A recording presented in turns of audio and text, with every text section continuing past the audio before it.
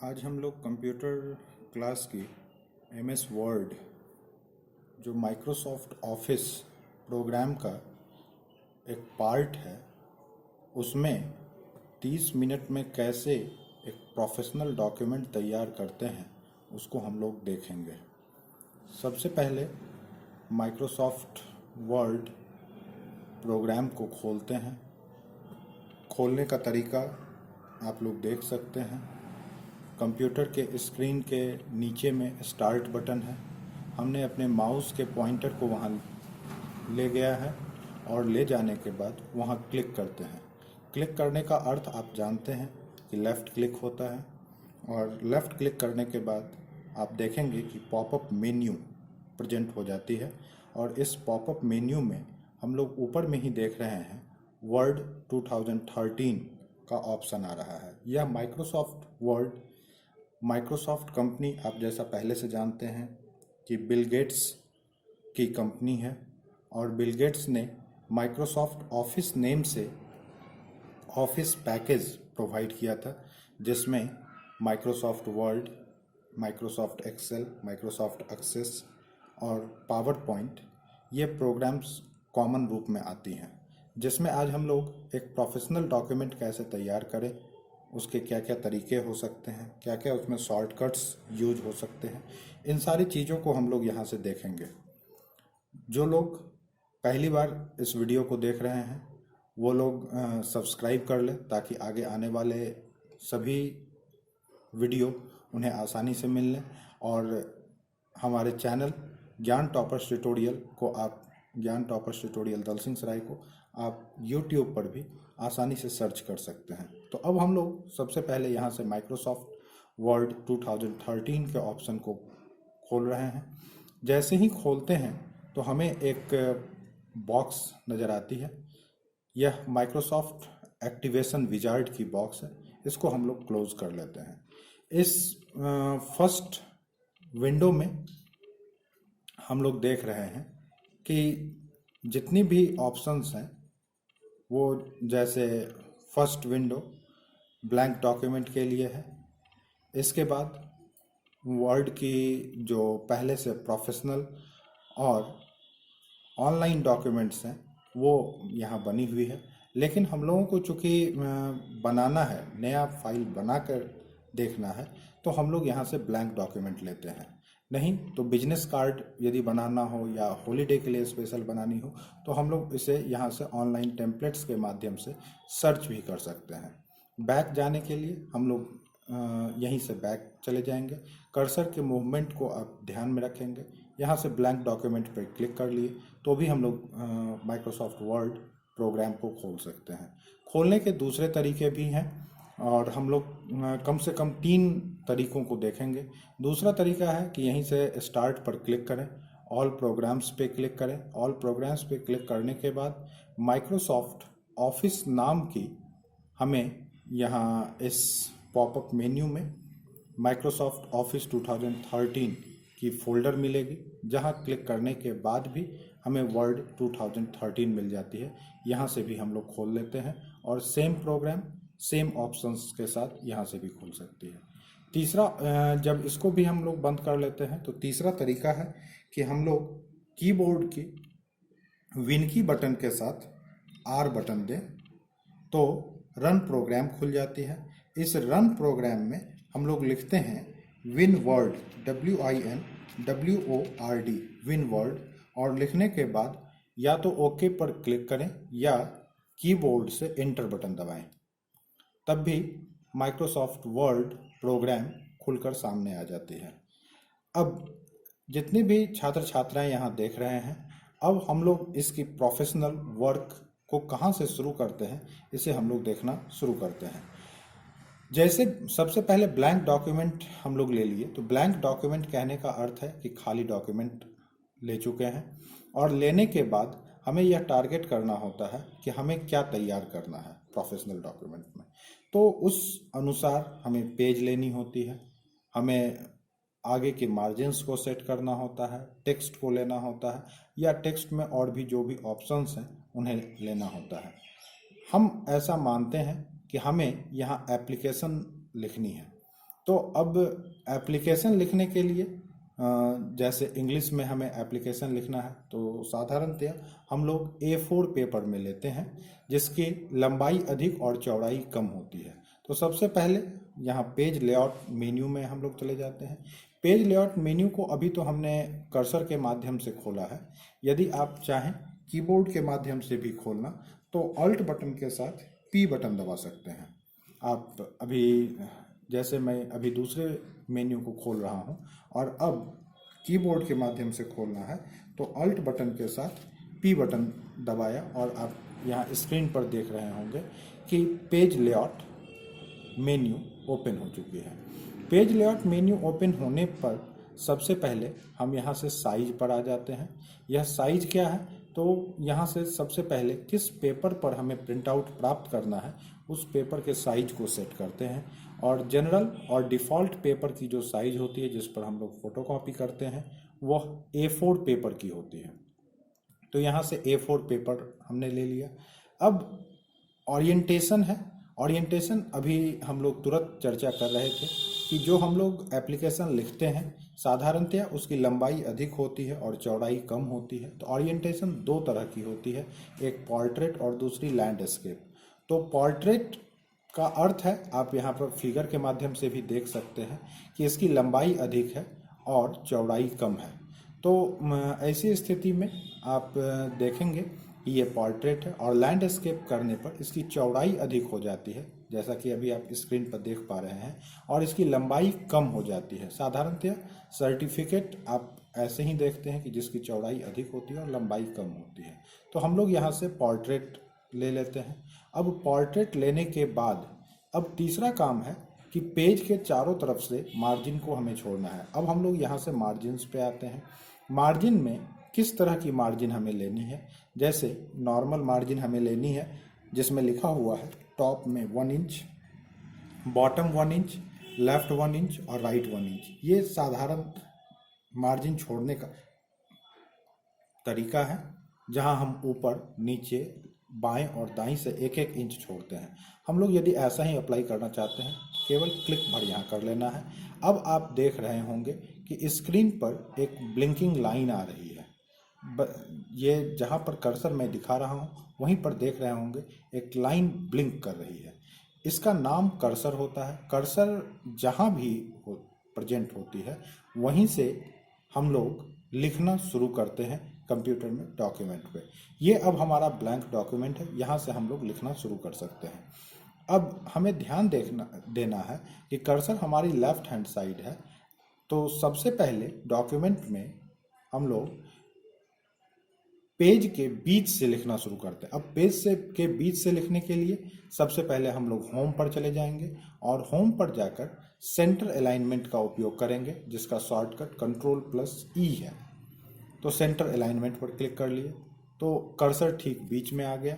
अब यहाँ से हम लोग कीबोर्ड के माध्यम से लिख लेते हैं एप्लीकेशन। यदि देखने में स्क्रीन पर यह छोटा नज़र आ रहा तो जूम बटन जो यहाँ नीचे की ओर है इसके थ्रू हम लोग जूम के % को बढ़ा भी सकते हैं। अब लगभग ठीक हो चुका है। अब हम लोग यहाँ से लिख लेते हैं APPLICATION। ये हम लोगों ने एप्लीकेशन लिख लिया। यहाँ से इंटर कर लेते हैं तो कर्सर ठीक फिर बीच में आ गई। अब ठीक बीच में आने के बाद हमें लेफ्ट हैंड साइड से लिखना है। तो यहाँ से अलाइनमेंट में हम लोग लेफ्ट अलाइनमेंट यहाँ से क्लिक भी कर सकते हैं या शॉर्टकट भी यूज कर सकते हैं कंट्रोल के साथ L बटन। अब जैसे हमें स्कूल में प्रिंसिपल के पास एप्लीकेशन लिखनी है तो लिखने का जो तरीका होता है वो होता है टू और उसके बाद कॉमा देते हैं।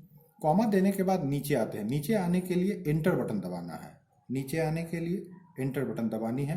कर्सर ठीक 2 के नीचे आ गई है। अब हमें थोड़ी आगे जानी है तो थोड़ा आगे जाने के लिए हम लोग स्पेस बटन दबाते हैं, लेकिन यहाँ हमें आधा इंच आगे जाना है तो टैब बटन दबाते हैं। हम आधे इंच आगे आ चुके हैं। अब जैसे प्रिंसिपल के पास लिखना है तो हम लोग लिखते हैं टू दी प्रिंसिपल,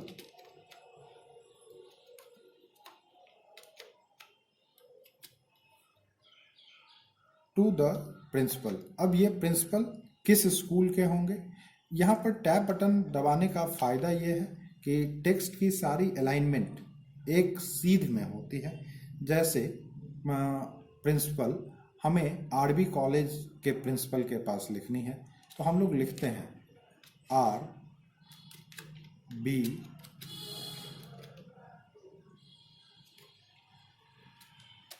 कॉलेज। अब ये सी कैपिटल आने के लिए शिफ्ट के बटन के साथ जिस भी की को आप दबाएंगे तो वो कैपिटल लेटर में आएगी, अन्यथा वो स्मॉल लेटर में आती है। COLLEGE, RB college. और उसका एड्रेस कहाँ है तो लिख दे रहे हैं दल सिंह सराय। यदि जिला को भी डिफाइन करना जरूरी हो तो हम लोग उसके नीचे के लाइन में लिख देते हैं समस्तीपुर बिहार। ये अब प्रिंसिपल जिनके पास एप्लीकेशन लिखा जा रहा था उनका डेजिग्नेशन और एड्रेस दोनों लिख दिया गया है। अब सब्जेक्ट लिखा जाना है तो सब्जेक्ट ठीक 2 के नीचे आता है, तो SUBJECT। अब शिफ्ट बटन के साथ कोलोन बटन को दबाएंगे तो कोलोन आ जाएगा। डैश देके हम लोग यहाँ से सब्जेक्ट लिखते हैं। जैसे मुझे 10 दिनों के लिए छुट्टी चाहिए तो लिख दिया गया for 10 days leave. Enter button जैसे ही दबाते हैं कर्सर फिर नीचे आ जाता है। अब यहाँ से कभी कभी हमें क्लास टीचर के माध्यम से प्रिंसिपल को इंडिकेट करना होता है, तो यहीं पर डाल देते हैं थ्रू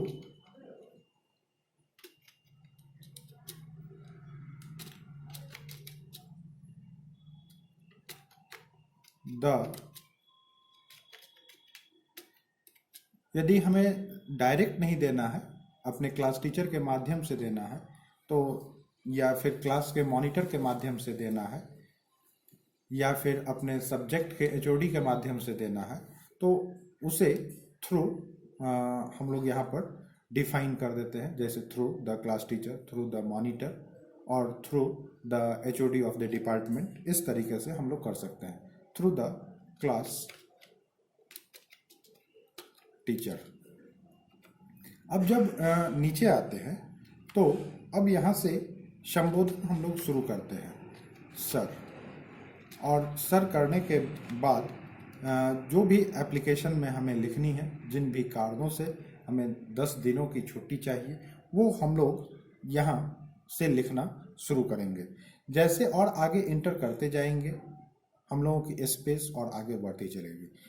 ये एप्लीकेशन लिखने का कंप्यूटर पर माइक्रोसॉफ्ट वर्ड, जो कि प्रोफेशनल डॉक्यूमेंट के लिए ही यूज किया जाता है, उसमें ये तरीका है। वैसे हम लोग पेपर पर एप्लीकेशन लिखना जानते हैं। अब इसके बाद यहाँ से हम लोग आगे की चीज़ों को लिख लेंगे। लेकिन विशेष यहाँ पर यह है कि अब जैसे टेक्स्ट है तो इसकी फॉर्मेटिंग कैसे हो, या फिर अभी जैसे पेज की फॉर्मेटिंग हम लोगों ने की, फिर प्रिंट आउट कैसे निकालें। तो सबसे पहले जैसे एप्लीकेशन यहाँ लिखा हुआ है तो इसके फॉन्ट को हमें बदलना है। तो सबसे पहले हम लोग यहाँ लेफ़्ट क्लिक करके सेलेक्ट कर लेते हैं, और सेलेक्ट करने के बाद यहाँ फॉन्ट ऑप्शन में आ जाते हैं, या फिर Ctrl+D बटन यूज करते हैं तो वहाँ से भी खोल सकते हैं। जैसे एक टाइम्स ऑफ इंडिया पेपर में जिस रूप में लिखा हुआ रहता है, उसके लिए फॉन्ट का नाम है टाइम्स न्यू रोमन, ये ले लिए। इसको थोड़ा मोटा करना है तो यहीं से एप्लीकेशन को फिर से हमने सेलेक्ट किया, बोल्ड कर लिया। यदि तिरछी करनी है तो ये आई बटन पे क्लिक करते हैं, इटैलिक है, इसका शॉर्टकट Ctrl+I हो जाता है। बोल्ड करते हैं Ctrl+V शॉर्टकट, और यदि अंडरलाइन करनी है तो Ctrl+U, या डायरेक्ट भी यहाँ से U पर क्लिक कर सकते हैं। यदि कलर्ड वाइट पेज पर कलर्ड रूप में निकाल के देनी है, टेक्स्ट कलर्ड होनी चाहिए, तो यहाँ से फॉन्ट कलर पर आ जाएंगे। आप हमारी कर्सर पे ध्यान रखेंगे, जैसे ही पॉइंटर पर ध्यान रखेंगे, पॉइंटर जिस रूप में मूव कर रही है उस रूप में ही हम लोग सेलेक्ट करेंगे। तो पॉइंटर फॉन्ट कलर पे आते हैं और यहीं से हम लोग जो भी कलर पसंद हो वो कलर हम लोग सेलेक्ट करते हैं। अभी आप देख पा रहे होंगे कि कलर एप्लीकेशन की ग्रीन हो चुकी है। अब जैसे यदि बीच में लिखा गया है, बहुत लोगों का सवाल होता है बिगिनर्स के लिए, तो खास करके ये वीडियो आज खास करके मैं वैसे बिगिनर्स के लिए बना रहा हूँ जिन्होंने कंप्यूटर पर अभी अपनी ट्रेनिंग शुरू ही की है। तो उन लोगों के लिए, तो जैसे वो टेक्स्ट को बीच में लिख लिए हैं, अब उन्हें लेफ़्ट साइड इन्हें ले जाना है, तो कोई ज़रूरी नहीं है कि इसे मिटाकर तब हम लेफ़्ट ले जाएंगे। यहीं अलाइनमेंट पर आ जाए, यहाँ से लेफ़्ट करना चाहें लेफ़्ट कर सकते हैं, राइट करना चाहें राइट कर सकते हैं, और फिर बीच में लाना चाहें तो बीच में ला सकते हैं। ध्यान आपको रखना है कि कर्सर आपकी उस लाइन पर होनी चाहिए, तो वैसी फॉर्मेट और वैसी फॉर्मेटिंग वहाँ अप्लाई होगी। यदि आपकी एप्लीकेशन जो लिखी हुई है इसके अंदर बैकग्राउंड की आप कलर अप्लाई करना चाह रहे हैं, तो यहाँ से थीम कलर पर आ जाए और यहाँ हम लोग बैकग्राउंड कलर भी अप्लाई कर सकते हैं।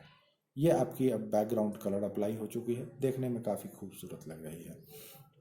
अब आप देख पा रहे होंगे जैसे यहाँ टू है और उसके बाद प्रिंसिपल है, तो टू और द प्रिंसिपल के बीच में लाइन की स्पेस को हम बढ़ाना चाह रहे हैं, तो यहाँ से लाइन एंड पैराग्राफ स्पेसिंग की ऑप्शन आ रही है, यहीं पर क्लिक करते हैं और क्लिक करने के बाद जैसे 1.0 ये डिफ़ॉल्ट होती है सिंगल लाइन की स्पेस, इसको बढ़ाकर 1.15, 1.5 या 2.0 आप देख रहे हैं जैसे जैसे कर्सर की पोजीशन आगे की ओर जा रही है वैसे वैसे खुद ब खुद लाइन की स्पेस बढ़ती चली जा रही है, और जैसे जैसे अब पॉइंटर को पीछे की ओर हम ले जा रहे हैं वैसे वैसे स्पेस भी कम होता चला जा रहा है। तो अब कुछ लोगों का कहना होता है कि यदि हम यहाँ से नहीं करें, शॉर्टकट तरीके से करें, तो सिंगल लाइन स्पेस के लिए शॉर्टकट है Ctrl+1, 1.5 लाइन स्पेस के लिए Ctrl+5 और डबल लाइन स्पेस के लिए Ctrl+2 शॉर्टकट्स को हम लोग यूज करते हैं। अब यूज करने के बाद आप देख रहे होंगे 2 लाइन की स्पेस हो चुकी है, लेकिन चूंकि हमने नीचे वाले लाइन पर ये अप्लाई नहीं किया है तो इसलिए ये इस लाइन पर अप्लाई नहीं हुई है। यदि हमें उसे भी अप्लाई करना है तो हम लोग यहीं से कर सकते हैं। अब इसके बाद कभी कभी हमें ज़रूरत हो जाती है, पूरा एप्लीकेशन का ड्राफ्ट जब हम लोग तैयार कर लेते हैं तो किसी वर्ड को खोज कर निकालना है। जैसे कहा जाता है कि इस यहाँ पे दलसिंह सराय लिखा हुआ है, तो वहाँ पूरा दलसिंह सराय नहीं होगा, DSS लिख देना है, उसको पहले खोज के निकालना है फिर बदलना है। तो ये खोजने में, जैसे किताब के पन्नों में शब्दों को खोजने में समय जाया किया जाता है, तो उसे उस रूप में जाया करने की ज़रूरत नहीं है। हम लोग Ctrl+F फाइंड या फिर होम मेन्यू में ही फाइंड कमांड को यूज़ करते हैं और यहीं से फाइंड कमांड पे क्लिक किए और जैसे ही किए तो navigation option, navigation pan left hand side, window के लेफ्ट हैंड साइड ओपन हो चुकी है। हमें खोजना है दलसिंह सराय, DALSINGSARAI। आप देख पा रहे होंगे कि दलसिंह सराय येलो कलर में ऑटोमेटिकली सेलेक्ट हो चुकी है। तो हमें बड़े बड़े डॉक्यूमेंट में जहाँ 1000-2000 पेजेस होते हैं वहाँ एक ही वर्ड को बार बार खोजने के लिए आंख गड़ा कर देखने की ज़रूरत नहीं पड़ती है। तो वैसे जगहों के लिए हम लोग इस तरीके का यूज कर सकते हैं। यदि अब कहा गया कि जहाँ जहाँ भी दलसिंह सराय है उन सभी जगहों पर हमें बदल कर रिप्लेस करना है और रिप्लेस कर दलसिंह सराय की जगह DSS डालना है, तो हम लोग यहीं होम मेन्यू में ही रिप्लेस कमांड को उपयोग कर लेंगे और फाइंड व्हाट ऑप्शन आ रहा है, फाइंड व्हाट में सबसे पहले लिखते हैं दल सिंह सराय। खोजना क्या है वो सबसे पहले हम लोग लिख देते हैं, और उसके बाद उसे बदलना किससे है वो लिखते हैं। जैसे उसे हमें रिप्लेस करना है, बदलना है हमें कैपिटल लेटर में DSS से। कैपिटल यदि सभी वर्डों को, सभी कैरेक्टर्स को कैपिटल में ही लिखना हो तो कीबोर्ड में कैप्स लॉक बटन दबाकर आप जितने भी कैरेक्टर्स को लिखेंगे वो कैपिटल लेटर में आएगी। अब यहाँ से आपके पास ऑप्शन आ रही है replace, replace all, find next और कैंसिल। यहाँ से सबसे पहले फाइंड नेक्स्ट खोजते हैं कहाँ है। जैसे ही हम लोग फाइंड नेक्स्ट पे क्लिक कर रहे हैं तो दल सिंह सराय ऑटोमेटिकली सेलेक्ट हो चुका है। रिप्लेस का अर्थ है केवल एक जगह बदलेगा, और रिप्लेस ऑल का अर्थ है कि जहाँ भी दल सिंह सराय पूरे डॉक्यूमेंट में होगी, जो भी एक्टिव डॉक्यूमेंट है उन सारे जगहों पर एक साथ ही बदल दिया जाएगा। तो हम लोग यहाँ रिप्लेस पर क्लिक करते हैं। आप देख पा रहे होंगे खुद ब खुद DSS बदल दिया जा चुका है। तो इस तरीके से किसी शब्द को हम लोग आसानी से बदल सकते हैं बिना अधिक समय गवाए हुए। जब नेविगेशन पैन का काम खत्म हो गया तो उसे हम लोग फिर बंद कर लें। स्क्रॉलिंग करने के लिए आप देख पा रहे होंगे अप एरो स्क्रॉल बटन का उपयोग करेंगे। स्क्रीन ऊपर से नीचे की ओर आ रही है। नीचे डाउन एरो स्क्रॉल बटन का यूज़ करें तो नीचे की ओर आएगी। इसके लिए कीबोर्ड से पेज अप और पेज डाउन, एक पेज से दूसरे पेज पर जाने के लिए भी उपयोग किया जा सकता है। अब जब हमारी डॉक्यूमेंट कंप्लीट हो चुकी है तो उसमें ज़रूरत पड़ती है कि उसका हम प्रिंट आउट प्राप्त करें। तो प्रिंट आउट प्राप्त करने के लिए फाइल मेन्यू में आ जाते हैं। तो जब प्रिंट आउट हम लोग प्राप्त करते हैं तो प्रिंट आउट हम जानते हैं कि सॉफ्ट कॉपी होती है, और सॉफ्ट कॉपी में जो हम देख पा रहे हैं वो हार्ड आउटपुट है जो प्रिंट आउट प्राप्त करते हैं। तो हार्ड आउटपुट हम लोग जनरली पेपर पर प्राप्त करते हैं। तो उससे पहले हमें अपने डॉक्यूमेंट को सुरक्षित रख लेना भी आवश्यक होता है। तो वैसी स्थिति में पहली बार यदि डॉक्यूमेंट को सेव कर रहे हैं तो सेव एज कमांड का उपयोग करेंगे। सेव एज कमांड पहली बार सेव करने के लिए जैसे सेव एज कमांड का उपयोग किए, और यहाँ से कहाँ सेव करना है उसका ऑप्शन मांग रहा है। तो जैसे हम लोग अभी रिसेंट फोल्डर में भी कर सकते हैं, यदि कंप्यूटर में करें तो उसके C ड्राइव D ड्राइव में भी कर सकते हैं।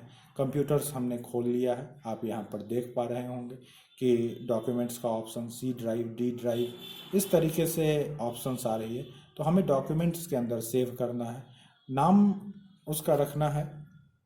जैसे चैप्टर हम लोग जो सिलेबस पढ़ रहे हैं वो EPC 3 का, तो हम लोग EPC 3 नेम से ही सेव कर लेते हैं, और EPC 3 नेम से ही इसे सेव ऑप्शन पर क्लिक कर देते हैं। जैसे ही क्लिक करते हैं तो आप देखेंगे कि title of the window, title bar पे EPC 3 नेम आ गया जो पहले डॉक्यूमेंट 1 आ रहा था।